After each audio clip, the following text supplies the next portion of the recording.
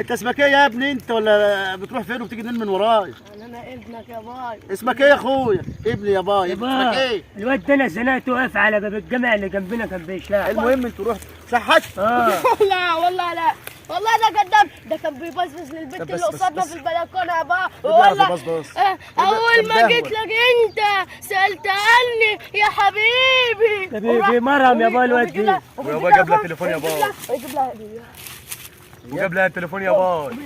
يا عم خلاص بقى، بس اقعد في الارض. هو بطل كده. قلق الادب يا عم الحاج. انتوا رحتوا اللي قلت لكم عليه، ولا عملتوا رجاله ولا ما عملتوش رجاله، ولا ايه اللي تاني؟ يابا رحنا يابا رحنا يابا. نفتحوا المواتم اللي انت قلت عليها يابا. تمام يعني كله تمام؟ تمام يا مش قلب بابا. وراك؟ تمام. ما قلبش وراك؟ لا يا بابا. زمان بقى، زمان عمك اسمه ده هريدي خطف اسمها دي شلبايه، وراحوا فين؟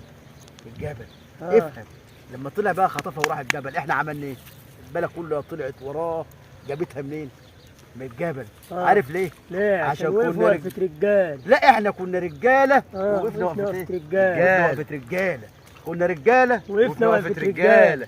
الواد اسمه ايه ده لما وقع في البير؟ يا بابا اسمه اصبر بقى ما تتكلمش، وانت بكلم راجل؟ اخوك الكبير. وانت راجل؟ ما انت شايفني عيل ولا ايه؟ اصل انت بتقول وقفنا وقفتين، رجال امال انت قاعد اهو. في الدورة. ده الكلام ده ساعه كان خاطفها في الجبل. ماشي ماشي؟ ماشي.